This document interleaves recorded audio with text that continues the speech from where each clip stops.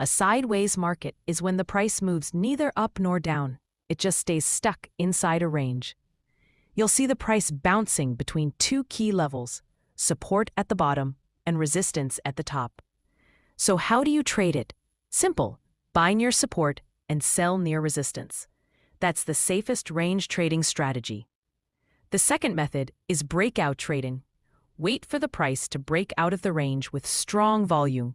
No confirmation, no entry. Sideways markets are also perfect for scalpers. Quick small moves, fast in, fast out. You can identify a sideways market when indicators stay flat and the RSI remains between 40 and 60. And remember, don't overtrade, don't enter early, and always use a stop loss, even in a quiet market. This is how you trade a sideways market.